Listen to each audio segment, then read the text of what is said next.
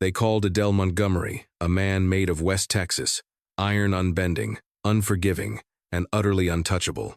When he bought a bride for $20,000, he laid down one unbreakable law.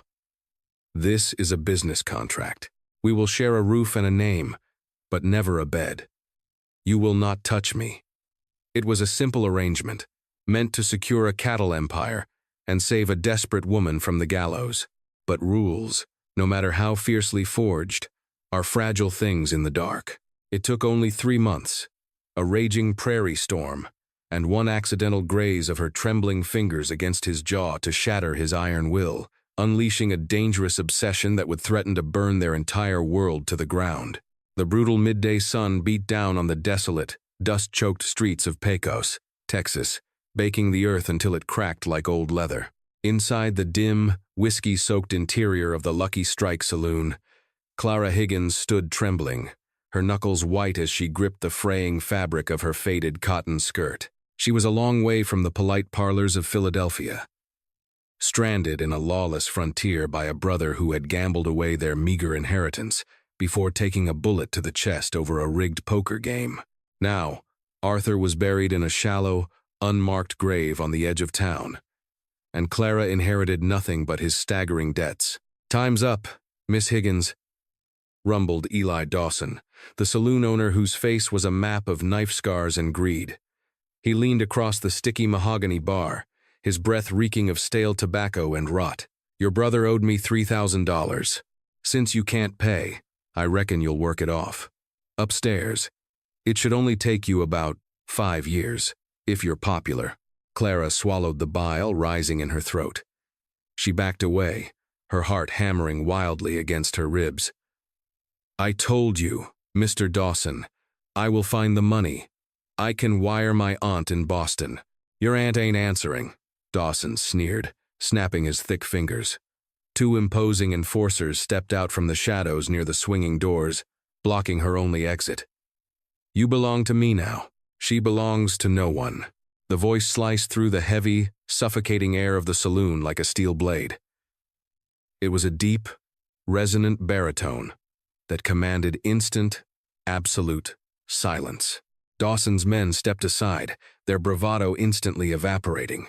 Through the swinging doors walked a man who seemed to swallow the light in the room. Adele Montgomery was a legend breathed in fearful whispers across 3 counties.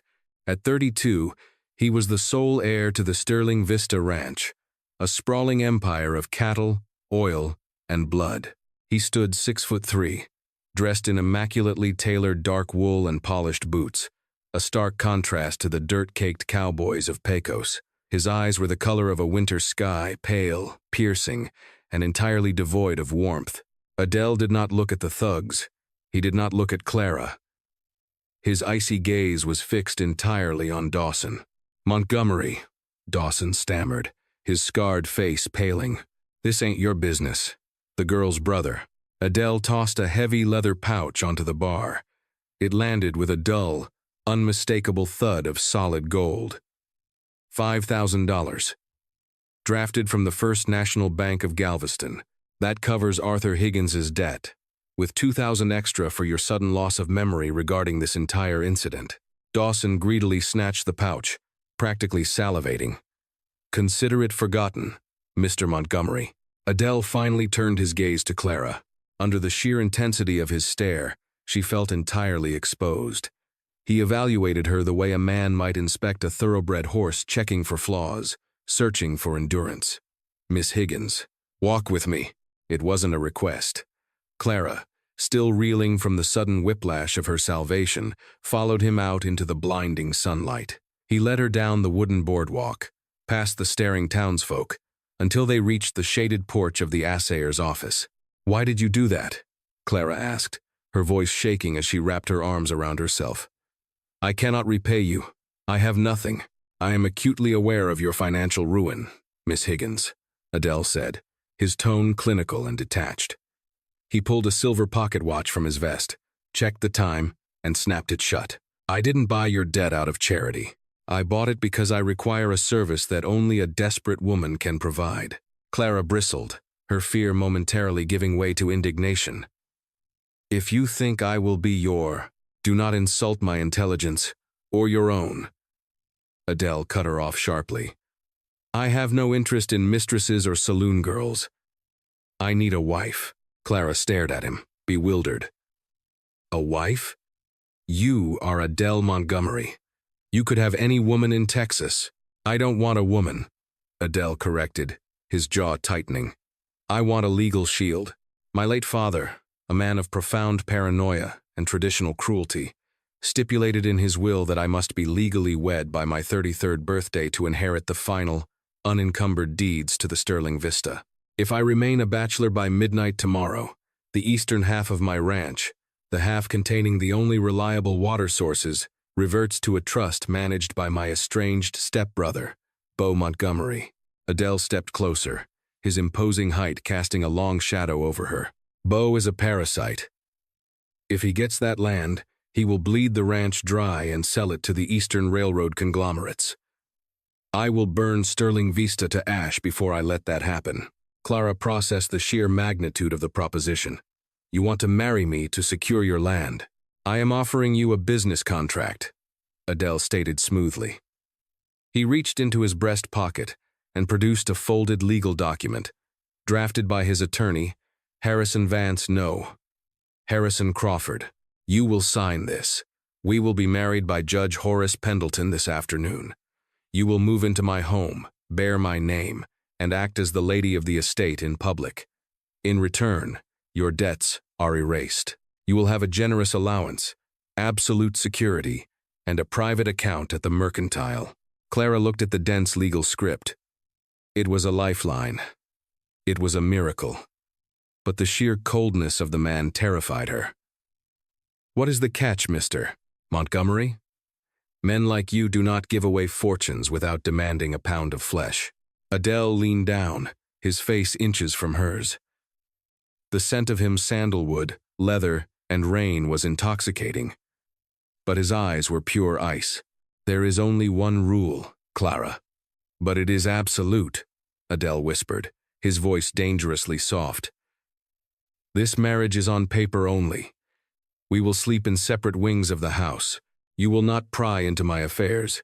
You will not expect romance, and above all else, you will never, under any circumstances, touch me.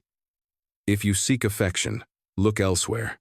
If you seek a husband, you will be deeply disappointed. Am I understood? Clara looked at the brutal, beautiful man before her. She thought of Dawson's sneering face. She thought of the shallow grave holding her brother. She lifted her chin, meeting his icy stare with a quiet defiance of her own. I understand perfectly, Mr. Montgomery. Where do I sign? The wedding was as desolate as the landscape. Judge Horace Pendleton, a sweating, nervous man smelling heavily of gin, rushed through the vows in the dusty back room of the courthouse. There were no rings, no flowers, no promises of eternal devotion. When the judge pronounced them husband and wife, Adele simply turned on his heel and walked out, leaving Clara to trail behind him like an afterthought. The journey to the Sterling Vista Ranch took 6 grueling hours in a custom-built Concord stagecoach. Adele rode outside on his stallion, Diablo, refusing to share the confined space of the carriage with his new bride. When they finally crested the ridge, Clara's breath caught in her throat. The Sterling Vista was not merely a ranch, it was a fortress. The main house was a massive, sprawling structure of native limestone and dark timber, sitting in a lush valley completely hidden from the barren plains above. It was magnificent, a testament to staggering wealth and indomitable will. But as Clara stepped through the heavy oak doors, she realized it was a tomb. Mrs. Gable will show you to your quarters, Adele announced, tossing his Stetson onto a mahogany table in the cavernous foyer. He did not look back at her as he strode toward a heavy set of double doors down the hall. I will be in my study. Do not disturb me. The housekeeper, Mrs. Gable, was a severe woman with iron-gray hair pulled so tightly into a bun it seemed to stretch the skin of her face. She looked at Clara with undisguised suspicion, her eyes lingering on Clara's worn, inexpensive dress. Right this way, Mrs. Montgomery, the housekeeper said, heavily emphasizing the title with a tone of mockery. Clara's room was in the east wing, completely isolated from the rest of the house. It was opulent, outfitted with a massive four-poster bed, velvet drapes, and a porcelain bathing tub, but it felt suffocatingly lonely. Over the next few weeks, Clara quickly learned the agonizing reality of her bargain. Adele was a ghost in his own home. He left before dawn to ride with his foreman, Wyatt Miller, managing the thousands of head of cattle that roamed his land. He returned long after dark, locking himself in his study with ledgers and whiskey. On the rare occasions they shared a dining table. The silence between them was so thick it could be cut with a knife. He treated her with agonizing politeness, addressing her as Clara, in a tone usually reserved for business associates. But Clara was not a woman built for idleness. Raised by a mother who had managed a bustling Philadelphia household before their fall from grace, Clara began to quietly assert her presence. She ordered fresh curtains, demanded the windows be thrown open to air out the stagnant, masculine smell of the house, and began tending to the neglected rose bushes in the inner courtyard.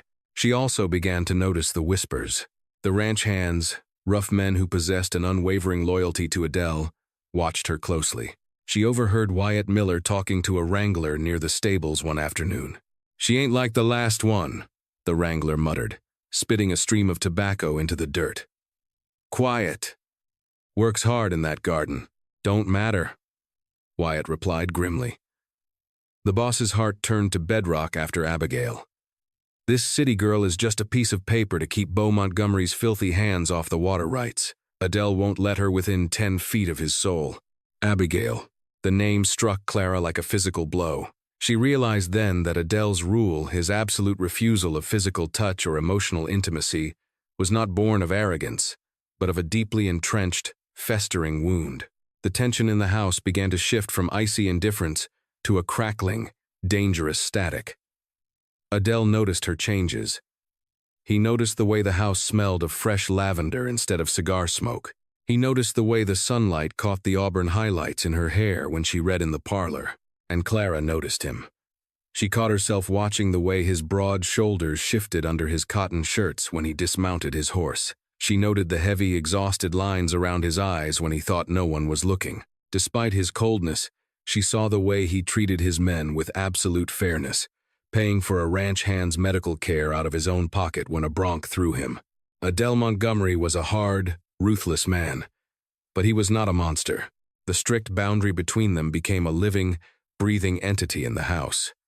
It was a line drawn in the dust, and both of them were acutely aware of it.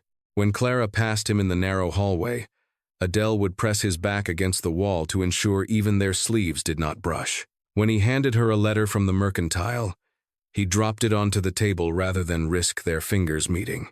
The avoidance was so deliberate, so intense, that it began to feel more intimate than an embrace.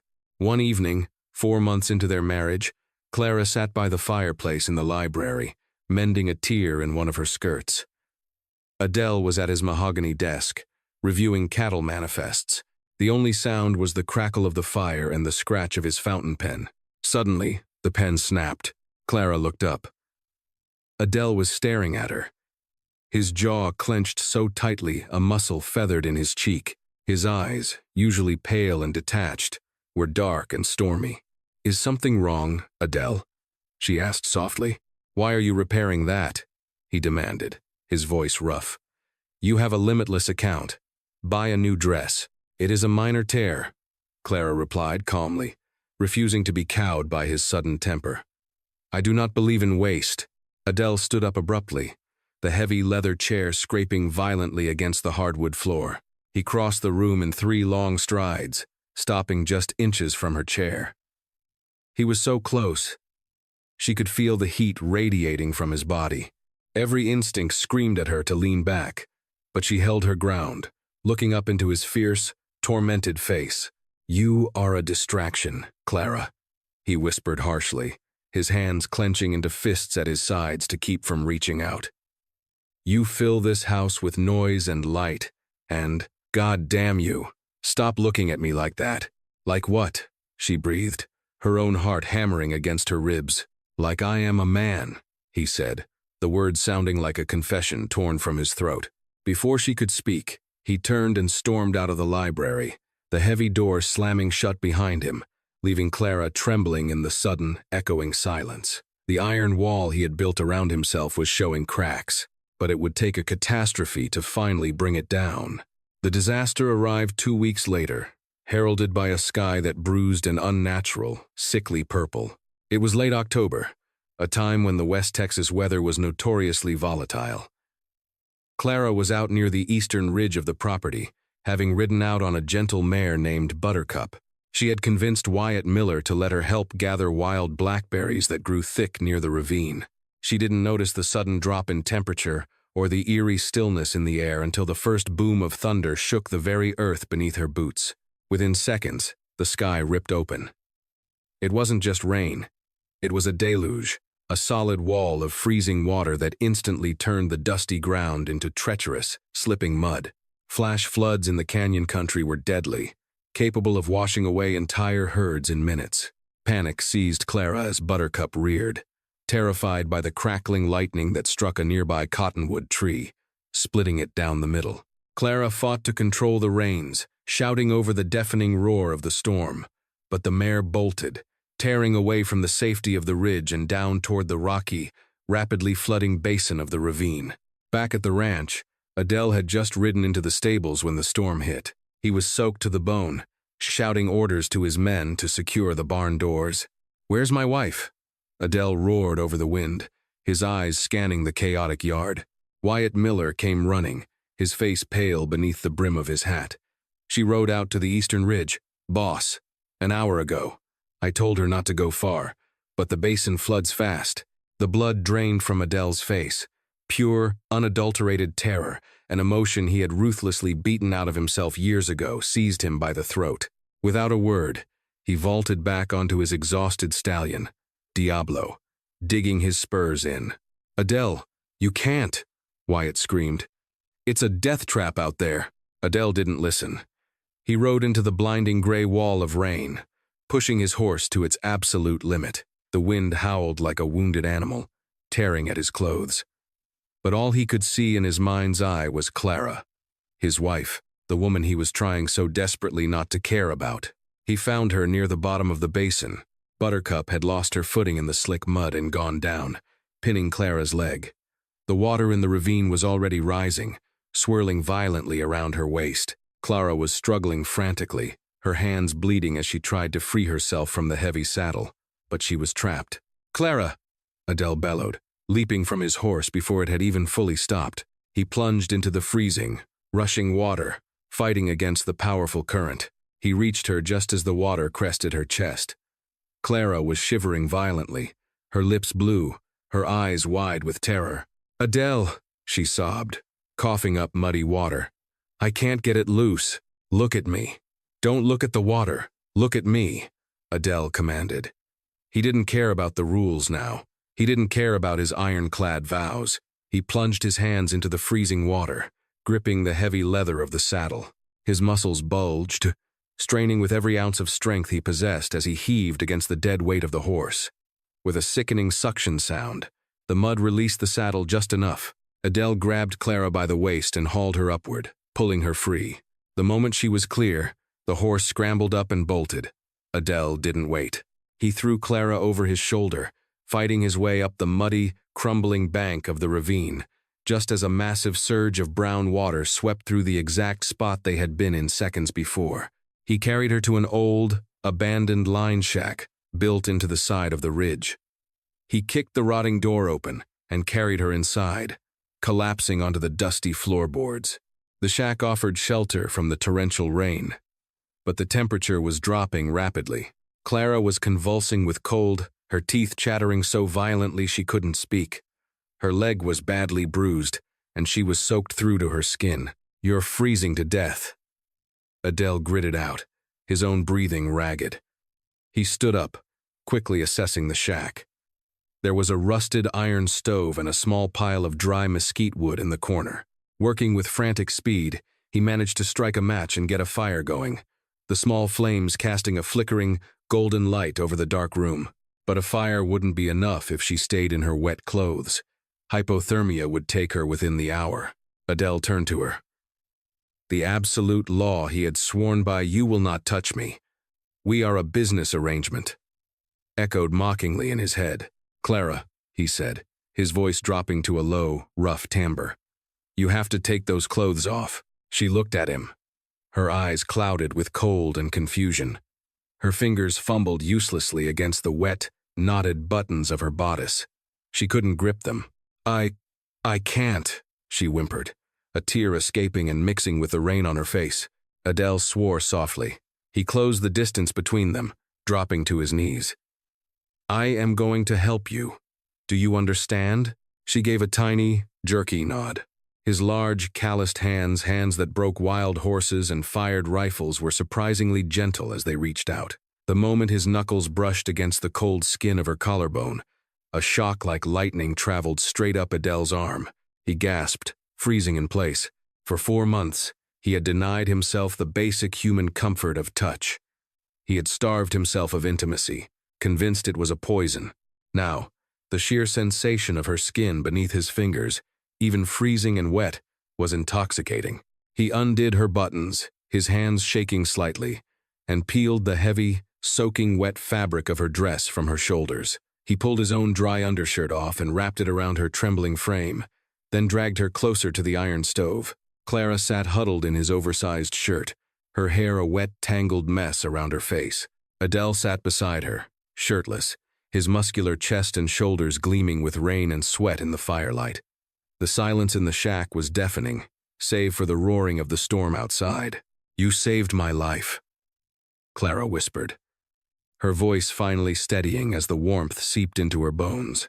You shouldn't have been out there, he replied gruffly, staring fixedly at the flames. He was painfully aware of how close she was. He could smell the rain on her skin, the sweet lavender scent she always wore beneath it. Clara turned her head.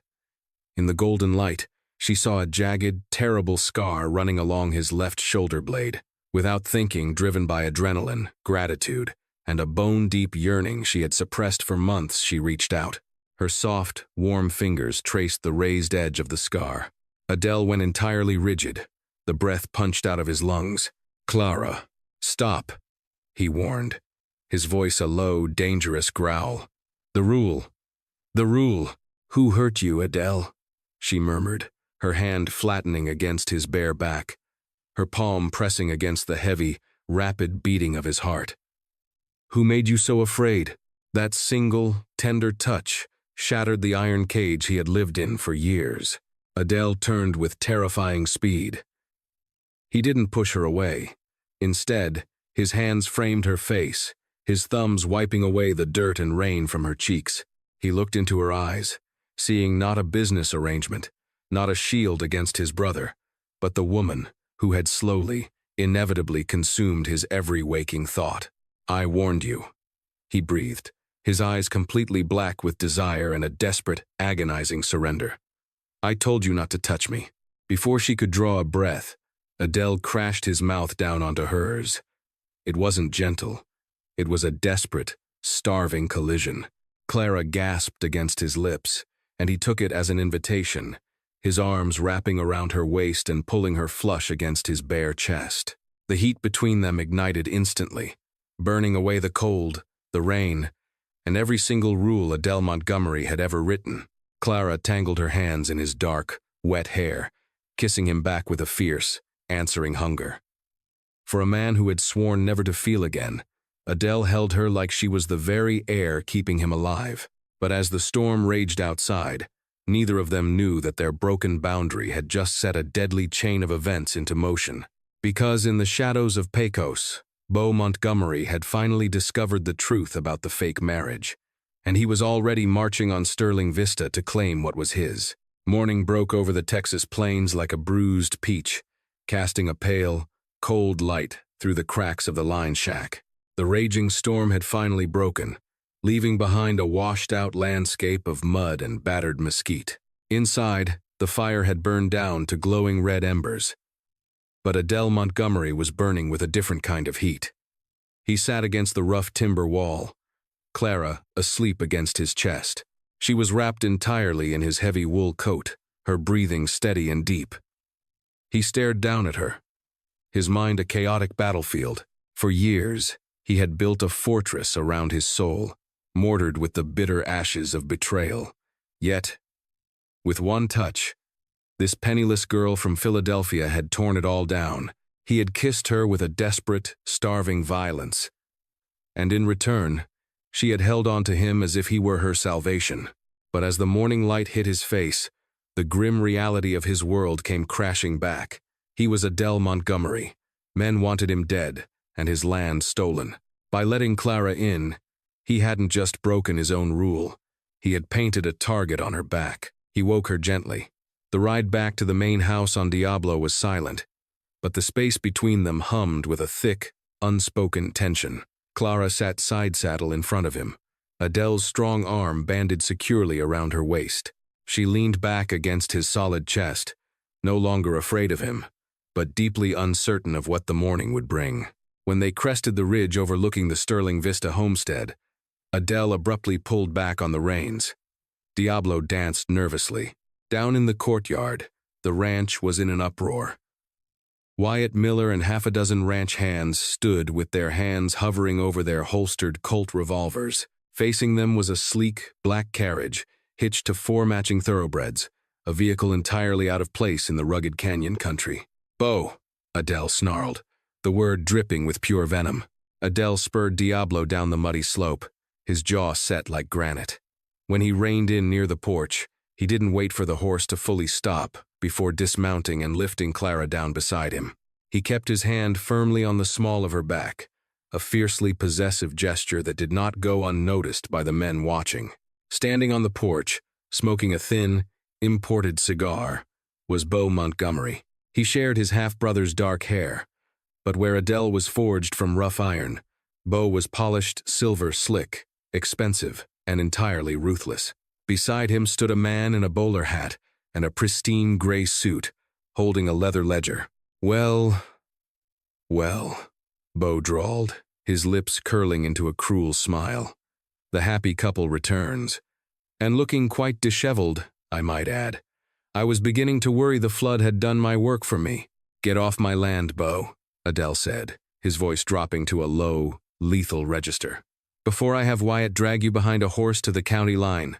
Bo chuckled, flicking his cigar ash onto the pristine limestone steps.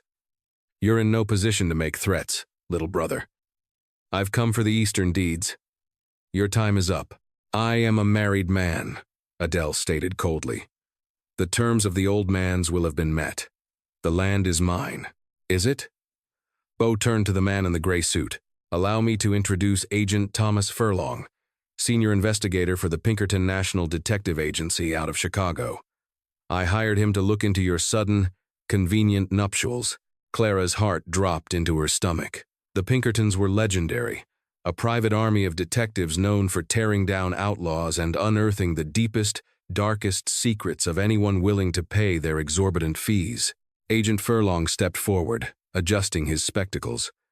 "Mr. Montgomery, over the past month, I have interviewed the clerk in Pecos, Judge Pendleton, and several key members of your own staff, including your housekeeper, Mrs. Gable." At the mention of her name, the severe housekeeper stepped out from the shadows of the doorway, clutching a small purse that undoubtedly held Pinkerton coin. She refused to meet Adele's eyes. "Mrs. Gable has confirmed," Furlong continued in a dry, monotonous voice, "that this marriage is a sham. You and the so-called Mrs. Montgomery occupy separate wings of the house. You have never shared a bed, nor a meal in private. Our agency possesses documented proof that you purchased Miss Higgins's brother's debt from a saloon owner named Eli Dawson in exchange for her signature on a fraudulent marriage license." Bo smiled triumphantly. "A business transaction, Adele, not a marriage. Father's will specifically mandated a lawful, consummated union, a true family to carry on the Sterling name. A fake wife bought from a brothel owner won't hold up in the Texas Supreme Court. I have a judge in Austin ready to invalidate the claim by Friday." Clara trembled with indignation. "I am not a fake wife," she snapped, stepping out from the shelter of Adele's arm, her eyes blazing. "And how dare you speak of me as if I were some cheap commodity?" Bo looked her up and down, his eyes lingering with vile intent. "Feisty. Adele always did like them with a bit of fire, right before they burn him. Before Bo could blink, Adele crossed the distance between them. His hand shot out, grabbing Bo by the silk lapels of his expensive coat, lifting the man clean off his boots. Agent Furlong shouted in alarm, and Bo's driver reached for a shotgun, but the immediate, deafening click of Wyatt Miller's Winchester rifle cocking stopped everyone dead in their tracks. "Listen to me, you parasitic worm," Adele whispered, his face inches from his brother's terrified eyes. "Clara is my wife. In every sense of the word. If you or your Pinkerton dog come within 10 miles of her, or this property again, I won't bother with lawyers. I will bury you in the ravine and let the buzzards pick your bones clean." He threw Bo backward. Bo stumbled, crashing into the wooden railing, gasping for air as he adjusted his ruined coat. "You're bluffing, Adele," Bo sneered, though his voice shook. "You're a broken man. You haven't touched a woman since Abigail, and everyone knows it. I'll see you in court on Friday, and I'll take everything you own." Bo and the Pinkerton agents scrambled into their carriage, the driver whipping the horses into a frantic gallop back toward town. Silence descended on the courtyard. Adele stood perfectly still, his chest heaving. He turned slowly, his eyes locking onto Mrs. Gable. The housekeeper took a step back, her face pale with terror. "Pack your things," Adele ordered, his voice devoid of all emotion. "Wyatt will escort you to the train station in an hour. If you are still in Texas by tomorrow, heaven help you." The house felt cavernous and heavy once the commotion died down. The storm had passed, but the air inside Sterling Vista crackled with the impending threat of ruin. Bo's visit had shattered the fragile peace they had barely begun to build. Clara sat in the master study, watching Adele pour a stiff measure of amber whiskey into a crystal glass. He didn't drink it. He merely stared at it, the knuckles of his right hand white with tension. "Adele," Clara began softly, stepping closer to his heavy mahogany desk. "Is it true? Can he take the ranch away because of how we arranged this?" "Bo has enough money and influence in Austin to buy a judge," Adele replied grimly. "If he can prove to the court that this marriage was solely a financial transaction to subvert the will, that we are not truly husband and wife, the eastern deeds revert to him. It's the only land with access to the deep aquifer. Without it, the rest of Sterling Vista dries up and dies within 3 years." Clara looked down at her hands. The memory of his lips against hers in the shack was still a burning brand on her skin. "He said you were broken.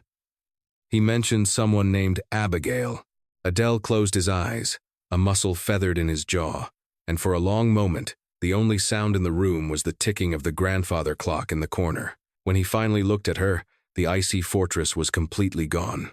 In its place was a raw, bleeding vulnerability that broke Clara's heart. "Abigail was my fiancée," Adele said, his voice raspy. 5 years ago. She was beautiful, charming, and I would have burned the world down for her. What I didn't know was that she was drowning in gambling debts, much like your brother."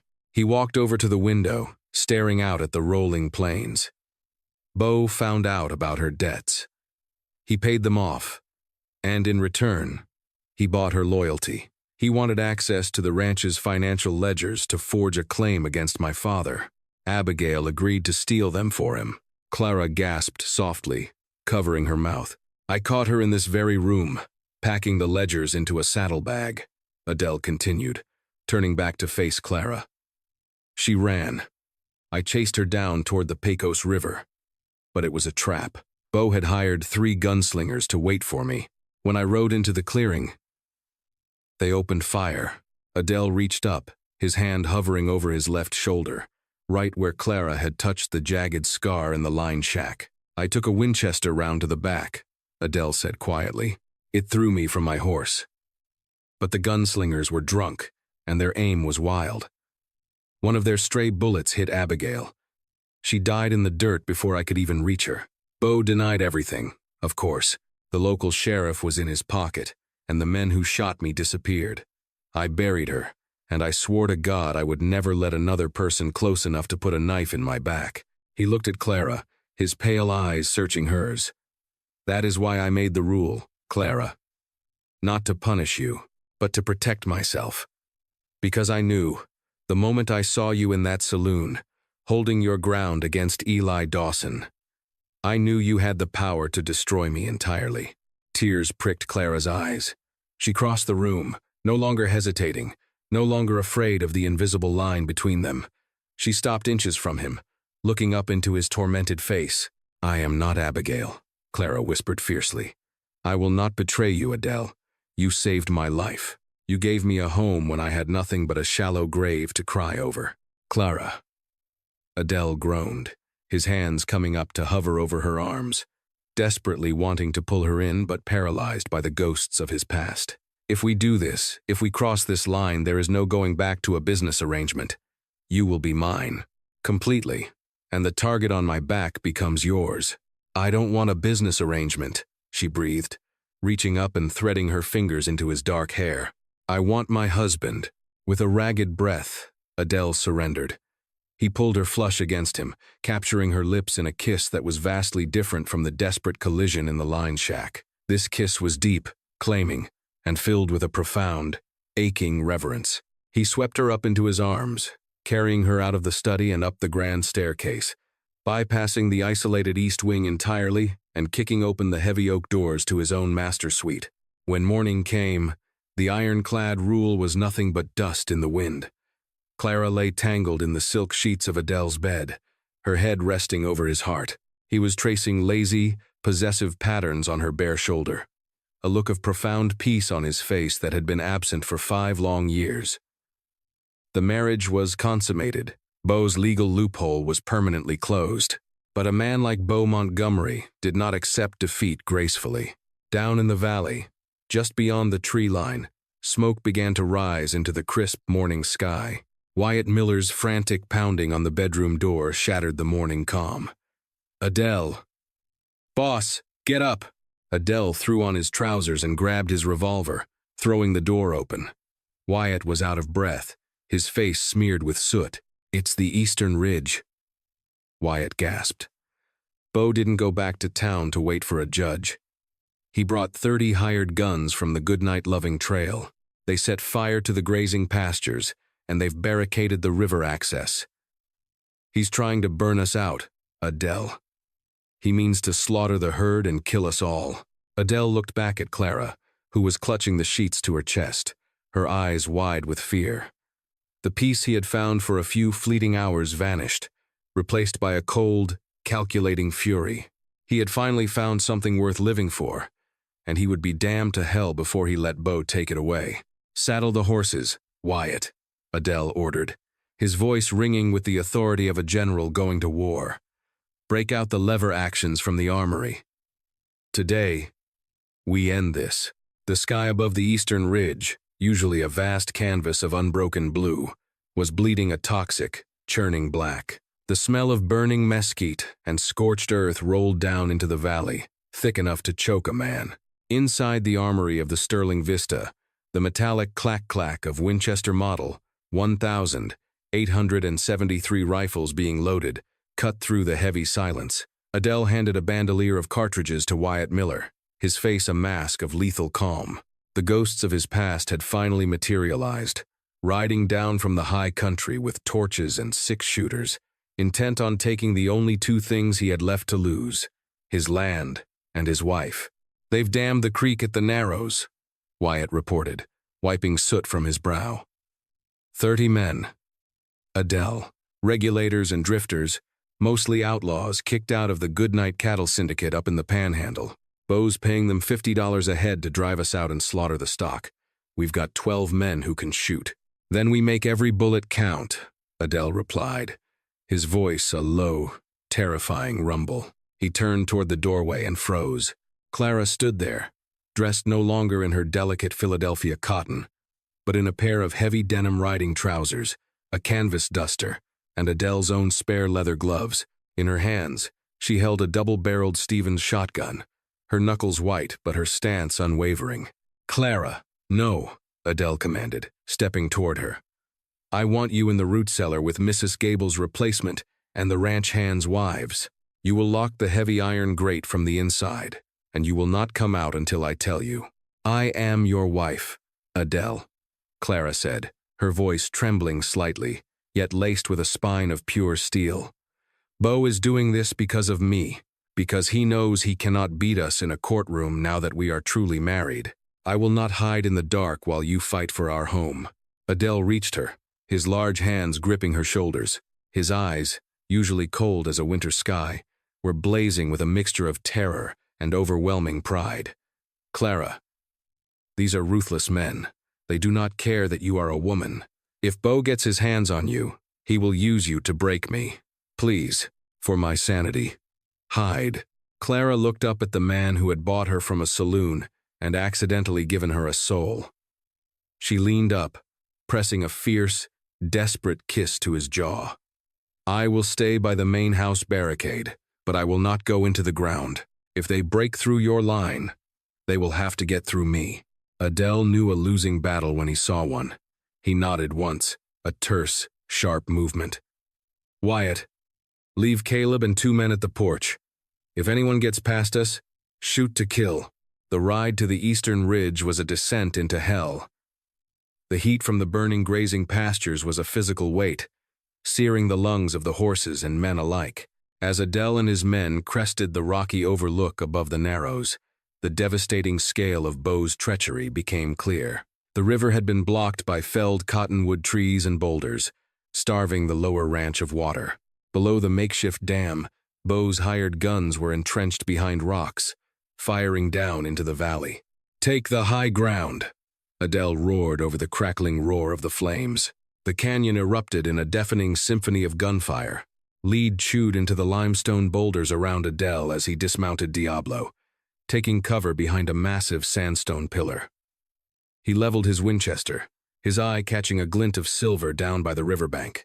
He squeezed the trigger, and a regulator tumbled backward into the muddy water, but there were simply too many of them. For every man Wyatt and Adele dropped, 2 more laid down a suppressing fire that pinned the Sterling Vista men to the ridge. Down by the river, sitting safely behind the thick oak boards of a reinforced wagon, Beau Montgomery watched the carnage with a sick, triumphant smile. Beside him, however, Agent Thomas Furlong of the Pinkerton Detective Agency was pale and sweating. Furlong had ridden back out with Beau expecting to serve a court injunction, not to witness a massacre.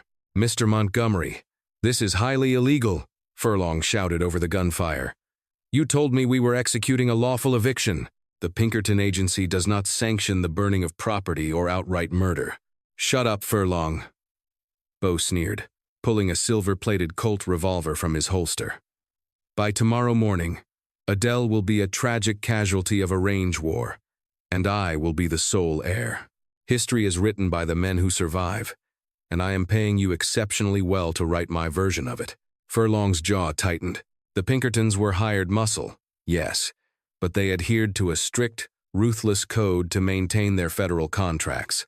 Becoming an accessory to the murder of a legitimate rancher was a hanging offense, even in Texas. Suddenly, a massive explosion shook the ground, throwing Beau and Furlong to the floor of the wagon. Up on the ridge, Adele watched in stunned disbelief as the makeshift dam of cottonwood logs and boulders violently erupted into a shower of splinters and rock.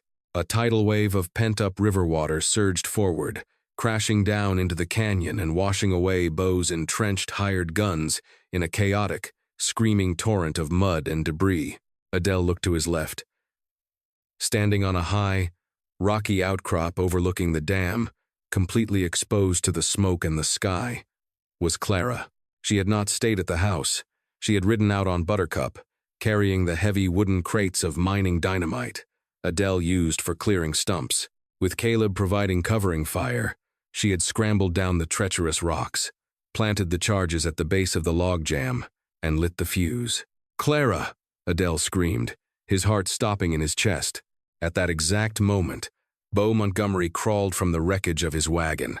Covered in mud and humiliated, he looked up and saw the woman who had ruined his flawless, vicious plan.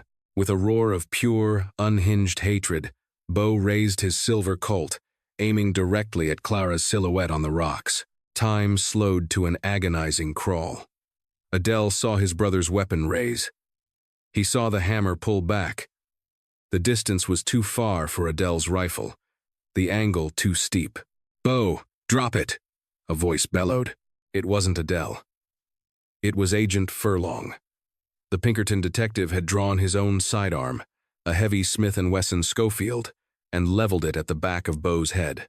"The agency will not be party to the murder of an unarmed woman," Furlong stated, his voice ringing with absolute, terrifying authority. "Drop the weapon, Montgomery. The contract is void." Bo laughed, a hysterical, manic sound. "You're a fool, Furlong. She's a whore from Pecos.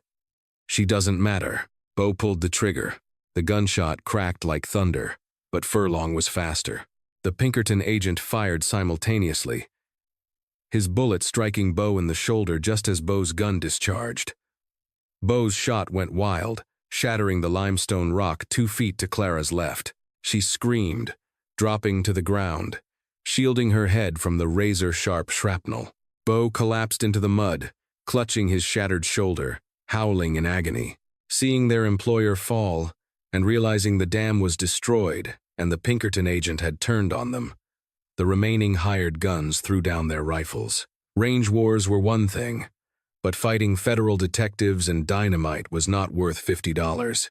They scrambled for their horses, fleeing back toward the Goodnight Trail, leaving the burning canyon behind. Adele didn't care about the fleeing men. He didn't care about Bo, who was bleeding in the mud, crying out for help. He dropped his rifle and sprinted over the treacherous, jagged rocks, his boots slipping on the wet stone until he reached the outcrop. Clara was curled on her side, trembling violently. "Clara! Clara! Look at me!" Adele choked out, falling to his knees and pulling her into his arms. He ran his shaking hands over her face, her hair, checking for blood. "Are you hit? Tell me you're not hit." She opened her eyes, her face smeared with soot and dirt. She looked at his panicked, desperate face, and a slow, beautiful smile spread across her lips. "I told you, Adele Montgomery, I am not a fake wife, and I protect what is mine." Adele let out a jagged breath that sounded almost like a sob. He buried his face in her neck, holding her so tightly it threatened to crack her ribs. "You foolish, magnificent woman," he whispered against her skin.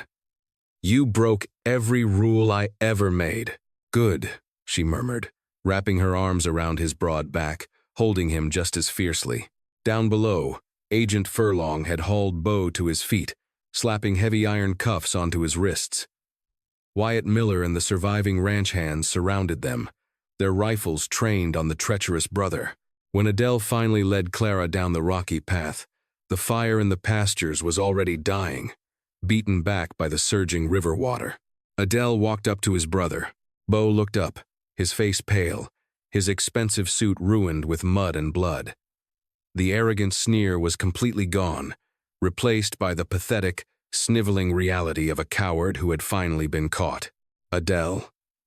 "Brother," Bo whimpered, coughing violently. "We can settle this. I'll sign the deeds over. Just don't let him hang me." Adele looked down at him, his pale blue eyes colder than they had ever been. He felt Clara's hand slip into his, her warm, calloused fingers anchoring him to the earth, preventing him from pulling his revolver and finishing what started 5 years ago. "I am not going to kill you, Bo," Adele said softly. "Abigail's blood, and all the blood spilled today, is on your hands, but I won't let it stain mine." He turned to Agent Furlong. "Can I assume the Pinkerton agency will testify to the attempted murder of my wife, the destruction of my property, and the extortion attempt against my estate?" Furlong adjusted his spectacles, his face impassive. "Our agency takes a very dim view of clients who attempt to use us to facilitate murder. Mr. Montgomery, I will personally escort your brother to the federal marshal in Fort Worth. He will face trial for conspiracy and attempted homicide. You have my word. Take him off my land," Adele ordered, turning his back on his brother forever. That evening, the rain returned to the Texas plains, a gentle, healing shower that washed the ash from the sky and soaked into the scorched earth. Adele and Clara stood on the sprawling front porch of the Sterling Vista, wrapped in a single heavy wool blanket. The ranch hands were resting, the wounded were bandaged, and the house was quiet. The silence was no longer the suffocating, heavy isolation of a tomb, but the peaceful, steady rhythm of a home that had survived the storm. Adele looked down at Clara. He reached out, no hesitation, no fear, no rules, and gently tucked a stray lock of auburn hair behind her ear. "The deeds are secure," Adele said quietly, his voice a low rumble in his chest. "Bo will spend the rest of his life in a federal penitentiary. The ranch is ours. You don't have to pretend anymore, Clara. Your debt is paid. If you wish to return to Philadelphia, I will give you half of everything I own." Clara looked up at him, her eyes shining in the soft light spilling from the parlor windows. She reached up, framing his face with her hands, pulling him down until their lips were just a breath apart. "I already have everything I own," she whispered, "and I am exactly where I belong." He kissed her, sealing a bargain that had begun in a dusty saloon, forged in fire, and finally cemented in the deepest, truest kind of love. The iron cage was gone, and the rich cowboy of Pecos finally realized that the only rule worth keeping was the one that bound his heart to hers. The legend of Adele and Clara Montgomery became a cornerstone of West Texas history, a testament to resilience in an unforgiving land. Court records from 1883 show that Bo Montgomery was sentenced to life in the federal penitentiary, effectively dissolving his claim to the Sterling Vista Empire. Under Clara's sharp intellect and Adele's relentless drive, the ranch didn't just survive. It flourished into one of the most powerful cattle and oil syndicates in the state. They built schools, funded the first hospital in Pecos, and commanded fierce loyalty from everyone who worked their land. But beyond the wealth and the sprawling acres, those who knew them spoke of a formidable, unbreakable partnership. The man made of iron had been forever softened by the woman who refused to let him fight alone, proving that the most binding contracts are never written in ink, but forged in the fire of genuine devotion.